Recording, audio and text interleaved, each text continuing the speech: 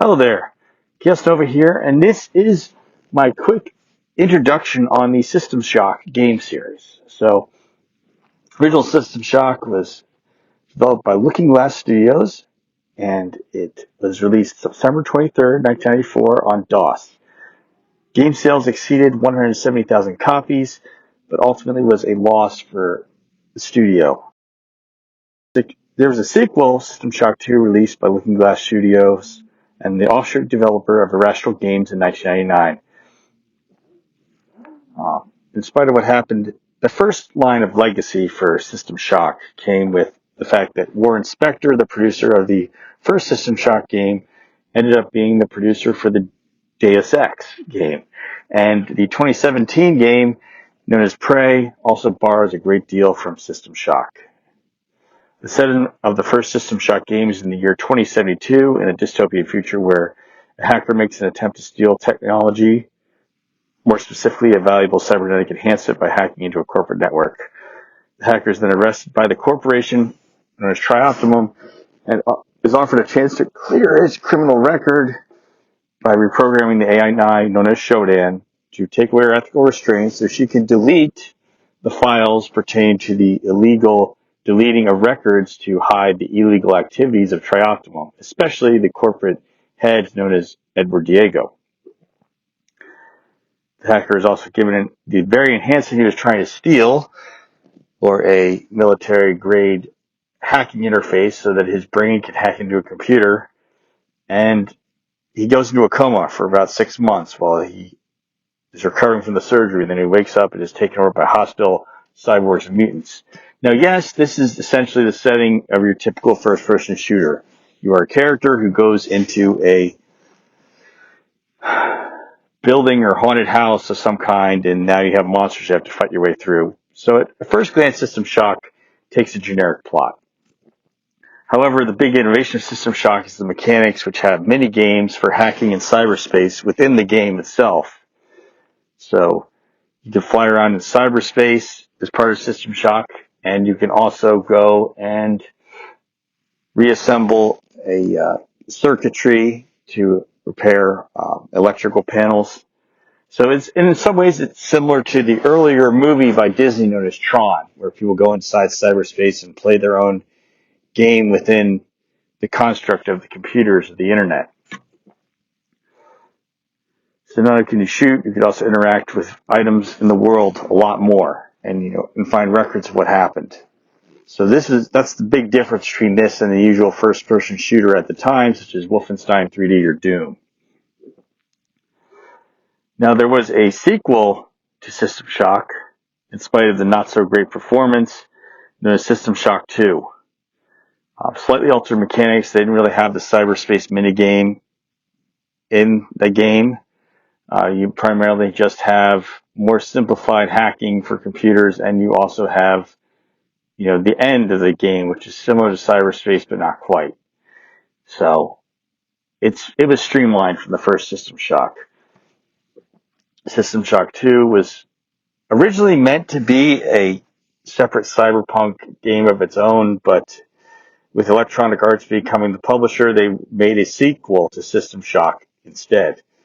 It did not sell well in its first month, only 58,671 copies by April of the year 1999. The game did perform poorly, but Ken Levine, who had worked as the lead writer for the game, would take inspiration for System Shock 2 in the making of another game franchise, BioShock. There was going to be a sequel to System Shock 2 known as System Shock 3. This would be set as an interquel, or in between System Shock 1 and 2, in 2085, with a backup duplicate of Shodan being the villain.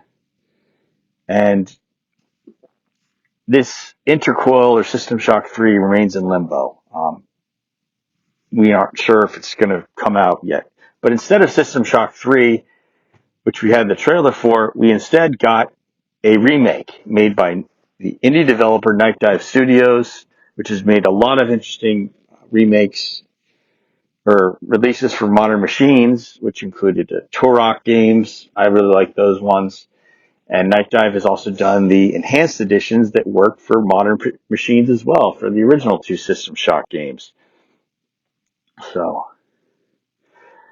but after going through all this information on System Shock, now we can go into rating the games on how well they run using Codeweavers Crossover. Now, Codeweavers Crossover is a great app that lets you run apps from Windows on Linux or Mac OS, and it does so by creating a virtual machine for these other apps within your computer. So it is essentially a very good emulator for other versions of Windows. And it's a great tool for playing retro games on PC. To get in here, this is what we're going to do. So I'm going to go over the basic installation process. I'm also going to go over how to get this running, and I'm going to go over the ratings. And we should have a great day and a great episode for Chaos Tutorials in doing so. Now let's get started.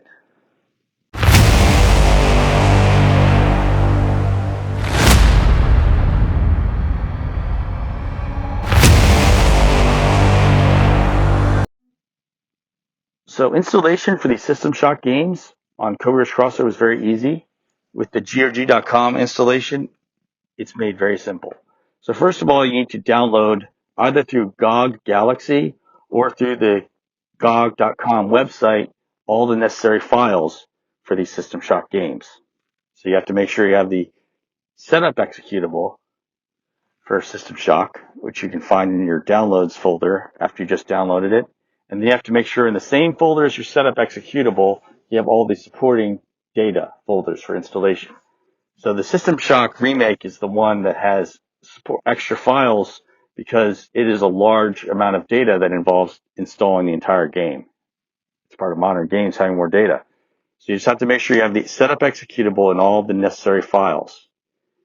And you have to make sure you install it with the right system specs for the bottle that you're making in Codeweavers Crossover. So make sure you have all the files, make sure you have the right settings. So I'm going to go through in the next couple of minutes the various settings you have to do for each of these System Shock games, because there's a specific bottle that these System Shock games work the best on. So I'm going to go over the 3 games and their setup specifications in the next little bit.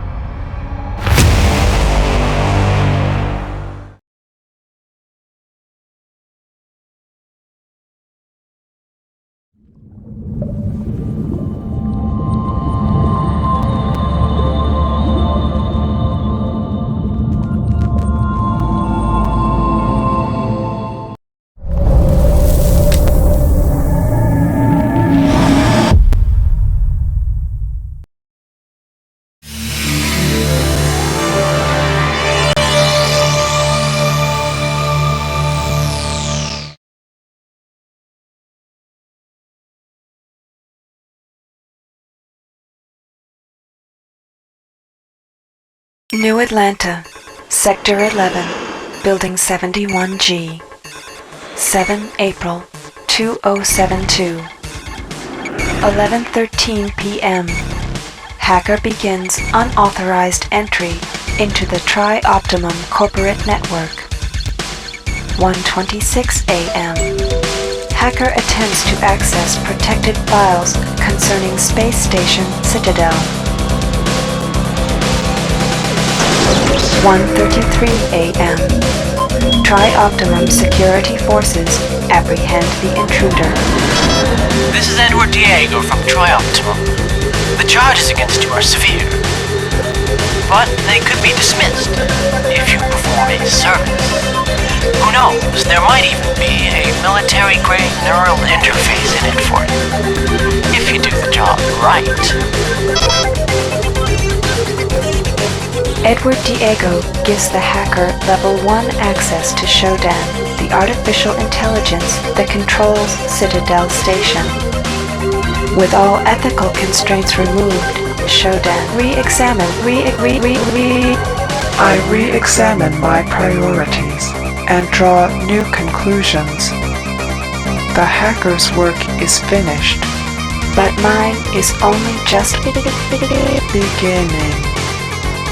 True to his word, Edward Diego allows the hacker to be fitted with a neural cyberspace interface. The healing coma following this procedure will take 6 months to complete.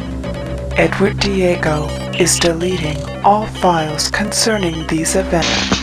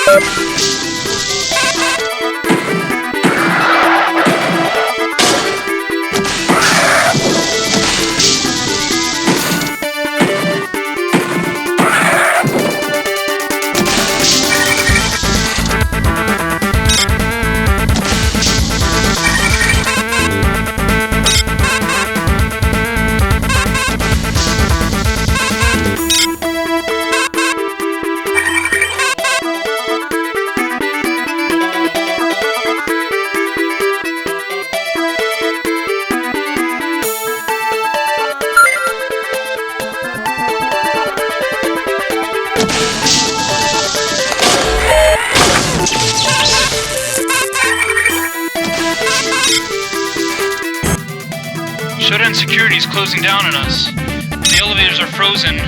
Myra keeps saying that it's the cameras and the medical CPU core that Shodan's using these to hold onto the level. That's all fine, but I don't really see how it helps. The thing is everywhere.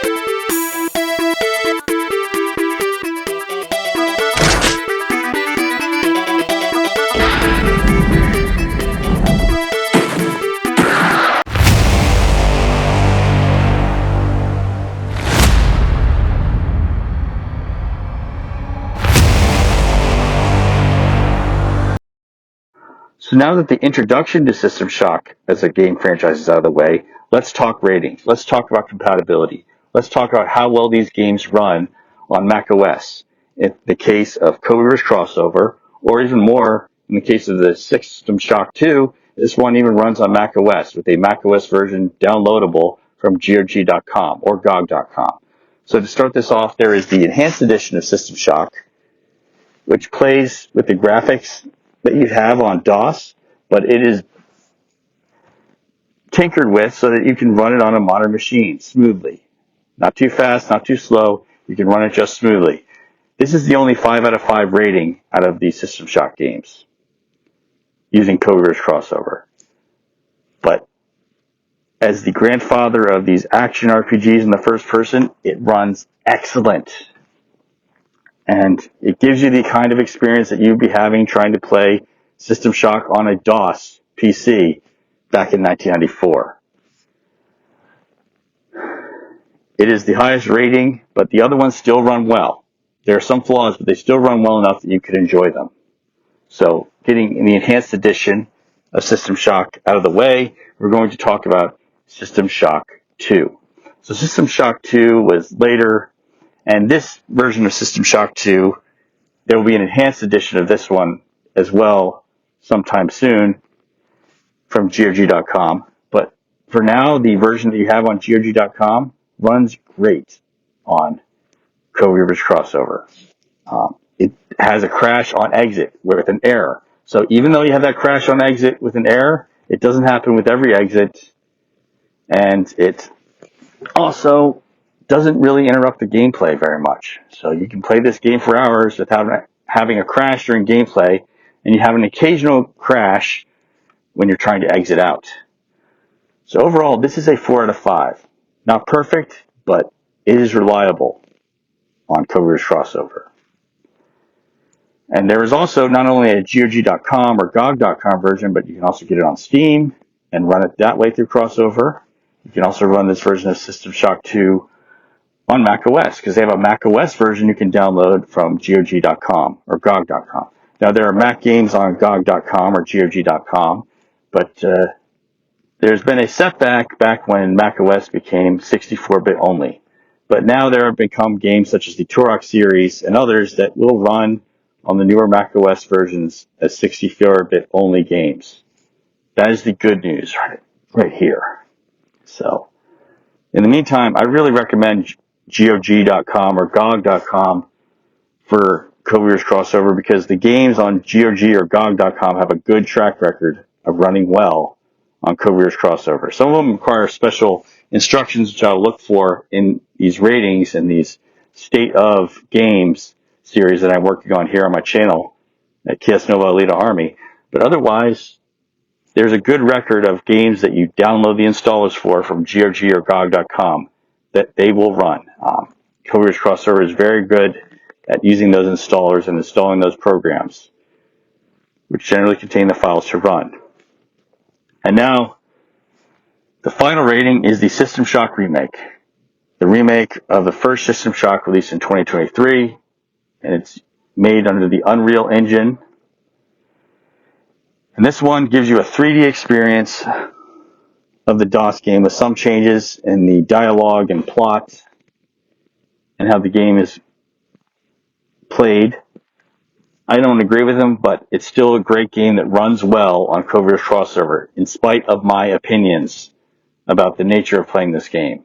So, I recommend this one. Just like System Shock 2, it has crashes or errors on exits. Not every exit of the application has a crash. Some do. And it runs very well. So overall, the state of the System Shock series is very well. It's excellent. It's an excellent state to be in for a game franchise. These games run very well. They're very well available on GOG.com or GOG.com. Some of them are even available on Steam. I haven't quite yet tested how the System Shock remake would run on Steam, but overall the GOG.com version runs great. And once again, I'm going to recommend GOG or GOG.com because those installers and those applications, their packages for installing the app, work very well with Codeweavers Crossover and installing them. So now that we've got the app ratings taken care of, I'm going to show you the simple installation process for the System Shock games that works very well, and it's very basic for all three. So the next coming up is the installation process, followed by the ending and conclusion with final credits. So stay tuned for the final chapter of how to install these games.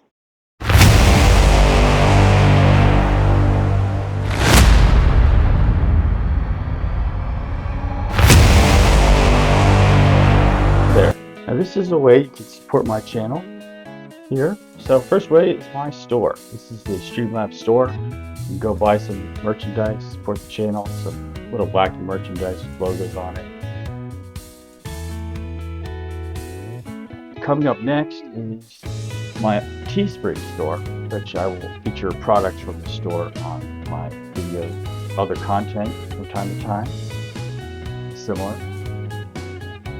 Very similar, cool, spiffy merchandise you can get with logos on it. A nice hoodie right here with the winter season going on.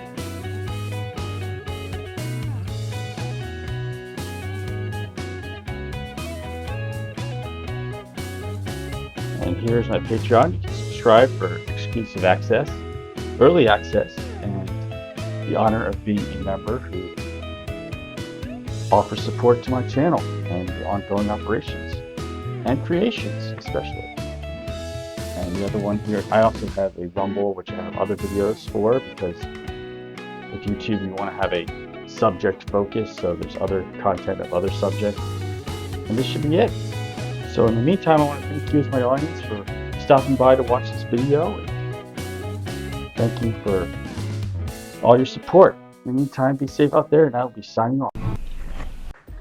Hi everyone, Kaos Nova here, and this is the ending of the video presentation on Kaos Tutorials. And here's the deal: if you want to see more of my tutorials on getting your old games to work on Mac, and you want to see more tutorials on how to do various other tasks, such as very cheap ways to make YouTube videos that still look decent, and much more, feel free to subscribe, and if you want to be among the first to get each video, hit the notifications. And please, if you enjoy liking this, your vote still counts, so please click the like with a big thumbs up. All right, you have a wonderful day, and I'll be signing off.